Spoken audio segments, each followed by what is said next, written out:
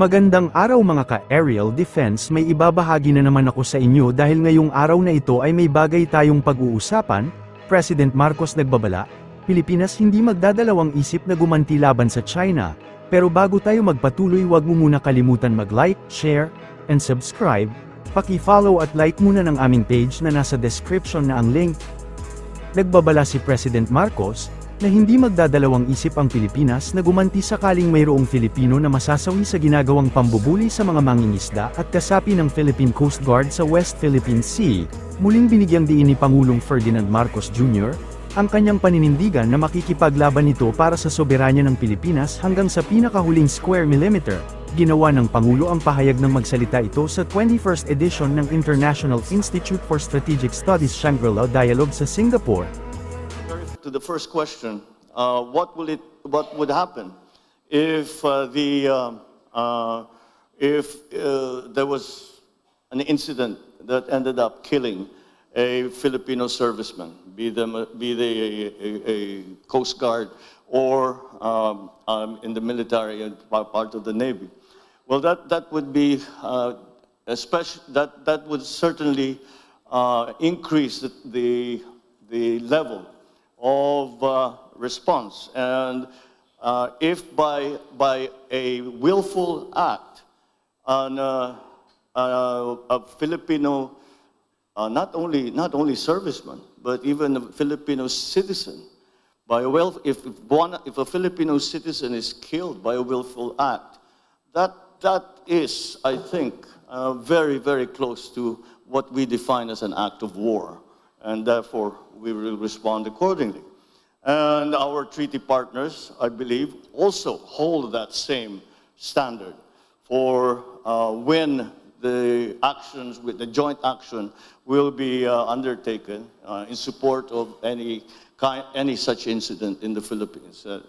Once we already have suffered injury, but thank God we have not yet gotten to the point where any of our participants, civilian or otherwise, have been killed. But once we get to that point, that is certainly, we would have crossed the Rubicon, certainly crossed the Rubicon. Is that a red line? Almost certainly it's going to be a red line. Ayon sa Presidente, dahil sa malinaw na moral ascendancy, lalong lumalakas ang Pilipinas upang gawin ang anumang kinakailangan upang protektahan ang soberanya ng bansa hanggang sa huling pulgadang parisukat, hanggang sa huling milimetro ng teritoryo. Sa kanyang pangunahing mensahe, sinabi ni Pangulong Marcos na ang Pilipinas ay mananatiling nasa frontline ng mga pagsisikap na igiit ang integridad ng United Nations Convention on the Law of the Sea. Binigyang diin ng Presidente na ang pagtukoy ng Pilipinas sa teritoryo at maritime zone nito ay angkop at naaayon sa batas na miyembro ng international community. Dagdag pa ng Pangulo, ang mga linya na iginuhit sa katubigan ng Pilipinas ay hindi nagmula sa imahinasyon lamang kundi naaayon sa international law. In the West Philippine Sea, we are on the front lines of efforts to assert the integrity of the UNCLOS as a constitution of the oceans. We have defined our territory and maritime zones in a manner befitting a responsible and law-abiding member of the international community. We have submitted our assertions to rigorous legal scrutiny by the world's leading jurists. So the lines that we draw in our waters are not derived from just our imagination, but from international law. We have on our side the 1982 UNCLOS and the binding 2016 arbitral award, which affirms what is ours by legal right. In this solid footing and through our clear moral ascendancy, we find the strength to do whatever it takes to protect our sovereign home, to the last square inch, to the last square millimeter. The life-giving waters of the West Philippine Sea flow in the blood of every Filipino. We cannot allow anyone to detach it from the totality of the maritime domain that renders our nation whole. Pumanig sa Pilipinas ang 1982 United Nations Convention on the Law of the Sea at ang 2016 Arbitral Award. Ito ay nagpapatunay na may legal na karapatan ang bansa.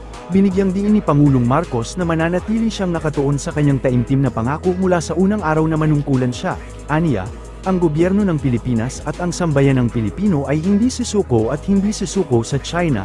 ibinahagi ni Pangulong Ferdinand Marcos Jr., sa harap ng Shangri-La Dialogue na ang katubigan sa West Philippine Sea ay maituturing na buhay ng bawat Pilipino. Ito'y matapos ihayag ng presidente na hindi nito isusuko ang kahit isang pulgada ng sovereign rights at jurisdiksyon ng bansa sa West Philippine Sea. Sa kanyang pangunahing talumpati, tiniyak ni Pangulong Marcos sa mga kalahok sa dialogue na hindi nito payagan ang sinuman na alisin ang West Philippine Sea sa maritime domain na nagpapabuo sa bansang Pilipinas. Inihayag ng punong ehekutibo na bilang presidente, nanumpa ito na simula sa kanyang pag-asyum sa pwesto wala itong balak na sumuko sa pakikipaglaban sa teritoryo ng bansa.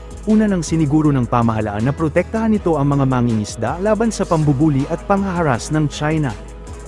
As President, I have sworn to this solemn commitment from the very first day that I took office. I do not intend to yield. Filipinos do not yield. Ladies and gentlemen, we are not only unyielding in protecting our patrimony, our rights, and our dignity as a proud and as a free country. We are also firm in our commitment to regional and global peace. We renew this commitment at this turbulent juncture of our history. We sought to uphold and preserve the integrity of our country's physical unity through international law. Together with others, we put forward the Archipelagic Doctrine, which regards all archipelagic states as a single unit, with the waters around, between, and connecting their islands, irrespective of their breadth and dimension, forming part of their internal waters. This doctrine has since been enshrined in the 1982 United Nations Convention on the Law of the Sea, or the UNCLOS. The same convention also clarified the limits of each state's maritime zones and defined the extent with which they could exercise sovereignty, their sovereign rights, and jurisdiction over those zones.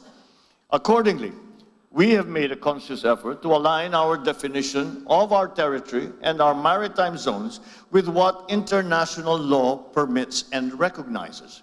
This has been inscribed in Article 1 of our Constitution. As Senator, I was proud to co-sponsor our Archipelagic Baselines Law, which defines the basis of our maritime jurisdictions. As President, I look forward to signing our Maritime Zones Law, which will clarify the geographic extent of our maritime domain. Our efforts stand in stark contrast to assertive actions that aim to propagate excessive and baseless claims to force, intimidation, and deception. Para sa mas madaming update tungkol sa ating defense, abangan lamang ang aking mga bagong video.